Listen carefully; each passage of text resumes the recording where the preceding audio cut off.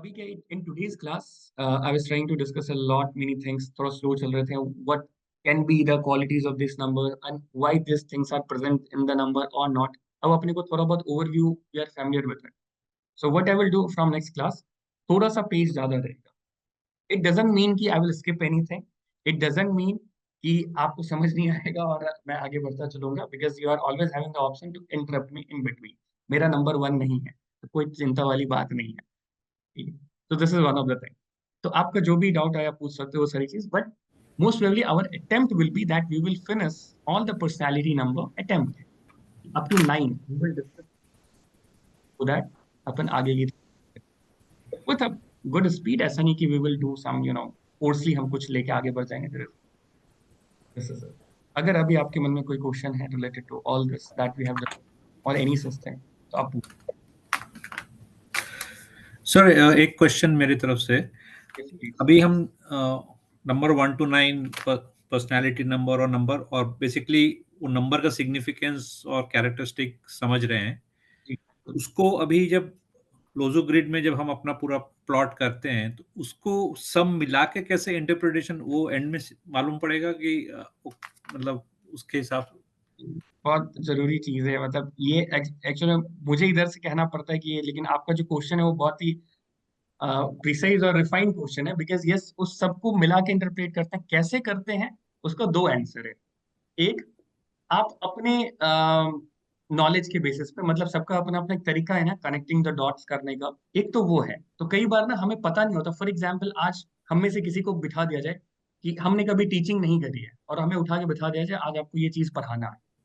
No guidance, nothing, कुछ भी नहीं है. बट हाँ ठीक है, मुझे सब्जेक्ट का नॉलेज है, but I am having no experience of teaching that particular thing.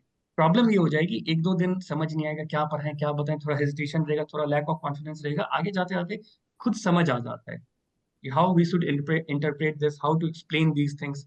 वैसे ही कुछ चीजें तो मैं डेफिनेटली बताऊंगा आपको कि हाँ ओवरऑल कैसे लोसो ग्रिड को रीड करना है. क्योंकि Lo Shu grid is not only about personality number या डेस्टिनी नंबर. ये सिर्फ इस बारे में भी नहीं है कि रेपुटेशन ऑफ नंबर्स क्या है. ये सिर्फ इस बारे में भी नहीं है कि मिसिंग नंबर क्या है. It is a mixture of everything. उसी से अपना एक फाइनल कंक्लूजन निकलेगा. ठीक है. तो वो कैसे करेंगे, वो तो जैसे जैसे हम आप थोड़े बहुत एग्जाम्पल्स वगैरह लेंगे ना बीच में, अभी नहीं, एटलीस्ट जब 4 क्लासेस हो जाएंगे उसके बाद आप कुछ एग्जाम्पल्स लेने की कोशिश करेंगे. बिकॉज 2 क्लासेस तो आपकी पर्सनैलिटी में चले जाएंगे, उसके बाद तो फटाफट हो जाएगा. इसमें थोड़ा टाइम लगता है, उसके बाद टाइम नहीं लगता है. जितने भी बड़ी टॉपिक हो टाइम नहीं लगेगा. फिर हम एग्जाम्पल्स लेंगे और वहां ऐसे एग्जाम्पल्स देखेंगे कि okay what are the things, इसे कैसे रीड करें. मेरी ही पर्सनैलिटी नंबर कोई और कहानी कह रही है, मेरा डेस्टिनी नंबर उसके अपोजिट कहानी कह रहा है. How should I interpret this. एक जैसे फॉर एग्जाम्पल हमने पढ़ा नहीं है बट फिर भी मान लेते हैं जो मैं कह रहा हूँ आप उस पर यकीन बस कर लें कि नंबर 4 है. नंबर 4 के बारे में it is said that they are very stubborn, they are very rude, they do not follow that traditional system. उनको हर चीज का लॉजिक दो तो ही मानेंगे, otherwise they will not listen to it. जल्दी नहीं मानेंगे, थोड़े जिद्दी होंगे. साथ में इनका दूसरा मान लेते हैं डेस्टिनी नंबर है, इनका नंबर 2 है. ये दोनों नंबर अपने आप में बहुत अपोजिट है, बहुत डिफरेंट है. अब इसमें क्या करें, क्या बोलेंगे. एक तरफ बोले या क्या मैं साइड ले लूं, किसी नंबर का साइड लूं तो किस बेसिस पे लूं. तो यहाँ पे ये है कि हम ना ही ये बोलेंगे कि नंबर 2 यानी इनका इमोशनल साइड बहुत अच्छा हो ये सबके साथ. There will be certain times they will be rude, but not that frequent, क्योंकि इनका 2 है इस चीज को बैलेंस करने के लिए, ये बैलेंस करने के लिए. तो दीज आर सर्टेन थिंग्स कि हम किन पॉइंट्स को इग्नोर करेंगे, किस हद तक इग्नोर करेंगे, उसको सीखना है with the help of observation. और यहाँ पे जो हम कहते हैं ना, जैसे एक आउट ऑफ द बॉक्स एक डिफॉल्ट रेमेडी है जो हर किसी को सजेस्ट किया जाता है. नॉट कि आप न्यूमरोलॉजी कर रहे हो, किसी भी फील्ड ऑफ अकल्ट साइंस में, मेडिटेशन. 2 नंबर है ना जिनका इंट्यूशन पावर अच्छा माना जाता है, number 2 and number 7. It doesn't mean कि वो उसका फायदा उठाए ही, वो हो सकता है उसका बेड़ा गर्क करके बैठ रहा. So there may be that possibility. But जिनके पास इंट्यूशन है, वो अगर उसको और अच्छा डेवलप करना चाहते हैं, उस पर ध्यान देना चाहते हैं, मेडिटेशन. जिनके पास ये गिफ्ट नहीं है, if they want to develop it, meditation. तो कई लोग होते हैं ना, कहते हैं ना कि जैसे ही मैं किसी पर्सन से मिलता हूँ, उनसे 10 मिनट आधे घंटे कन्वर्सेशन करता हूँ, मुझे उस इंसान का एक शेप लेआउट पता लग जाता है इन टर्म्स ऑफ वो कैसा होगा, वो उनके स्पोकन स्किल कैसे होंगे, बाय नेचर कैसे होंगे. ये चीज सिखाई नहीं जा सकती अनफॉर्चुनेटली, ऐसा मुझे लगता है. बट वो मतलब इस बट यूज इसी सब का होगा, हमारा आपका जीवन का experiences, observation, and then numerology. वहां न्यूमरोलॉजी पीछे हो जाएगा, वहां बाकी चीजें आगे आ जाएगी. तो वो पॉसिबल कब हो पाता है, जैसे मान लेते हैं हम किसी थर्ड पार्टी प्लेटफॉर्म पे जाके कंसल्टेंसी दे रहे हैं. जहाँ बेचारा पर मिनट का चार्ज पे करना पड़ रहा है। उधर हम पर्सन को क्या ऑब्जर्व करेंगे, क्या पूछेंगे? वो बोलेगा मेरे से ही पूछ रहे हो, मैं तो आपसे पूछने आया था, मेरे से क्या पूछते जा रहे हो? ठीक है। तो वहां पे क्या होता है कि इसलिए कहते हैं ना, वन टू वन कम्युनिकेशन। जब हम कंसल्टेंसी देते हैं तो हम बोलते हैं अच्छा 30 मिनट का टाइम है। उस 30 मिनट में हम एनालिसिस करके बैठे हुए होते हैं पहले ही, डेट ऑफ बर्थ लेके पहले। अब हमारी कम्युनिकेशन होगी, जब कम्युनिकेशन होगी ना, उससे कुछ चीजें रिफ्लेक्शन अपने को मिलती है, इट हेल्प्स।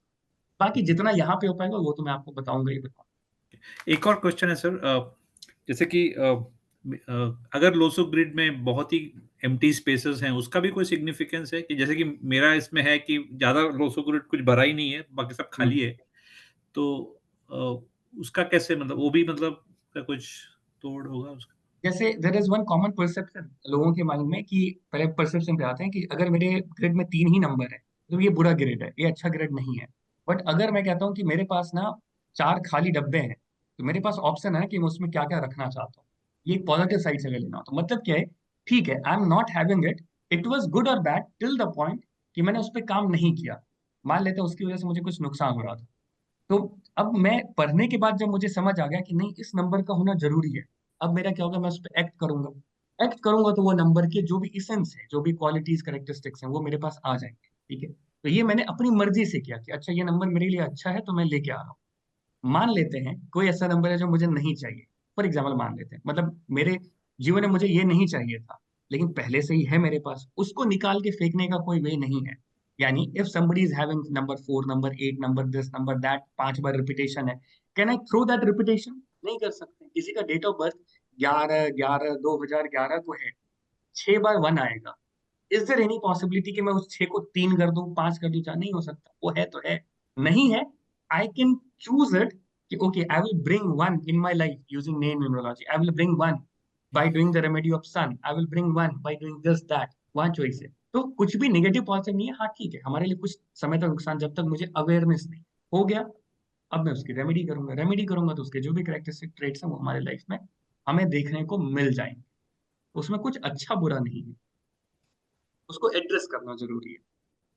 ऐसे आप देखोगे जो भी 2000 ईयर के बाद पैदा हुए हैं, मोस्टली ग्रिड बहुत ज्यादा खाली खाली सा आपको नजर आएगा। ये 2000 ईस्वी में जो जन्म जिनका हुआ होगा, आप देखो कितना खाली है। मान लेते हैं किसी का 2 Feb 2000 को हुआ है, उनके जीवन में नंबर ही 2 और 6 है, उसके अलावा कुछ है ही नहीं। 2 ही नंबर है एंटायर ग्रिड में, तो क्या बोलेंगे वो सक्सीड नहीं कर सकते या कुछ हुआ है? ऐसा नहीं है। We have to rely more on remedies, वो करना पड़ेगा। न्यूमरोलॉजी की सिर्फ एक ही पॉजिटिव, अगर बहुत बड़ी पॉजिटिव चीज बोले, कि हम इसे चेंज कर सकते हैं, बहुत सारी चीजें चेंज कर सकते हैं। ठीक है, दीज आर गिफ्टेड, ओके मैं ऐसा होऊंगा, ऐसा होऊंगा, ऐसा होऊंगा, ऐसा नहीं होऊंगा, ये is that thing, but these can be worked upon and then finally we can get the results according to our wishes. पूरा नहीं हो सकता, थोड़ा तो हो सकता है, तो उसको ही अटेम्प्ट करना है। पहला रेमेडी है कॉन्शियस रेमेडीज, जो हम कह रहे हैं अच्छा गुस्सा आता है मत करो, अब बोलेंगे ये कैसा मजाक है, आता है तो आता है, मत करो का क्या होता है, by bringing that thing in our mind. जैसे कई लोग, आप देखो पुराने लोग बोलेंगे मैं कोई अलार्म नहीं लगाता था but I use to wake up at 4 AM।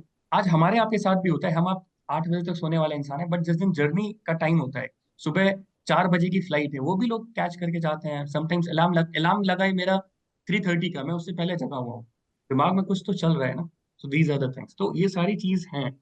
तो बस इन चीजों का लास्ट में जब बोले कि नहीं मेरे से तो नहीं होगा, आई नीड दोज वैदिक रेमेडीज, मुझे बताओ ये कलर का ये पहनो, ये फलाने देवी देवता को उपाय करो, ये इनका मंत्र जप करो, सो ऑब्वियसली जब उससे समाधान नहीं होगा तो we have to work on the remedies, तो we will go study those things.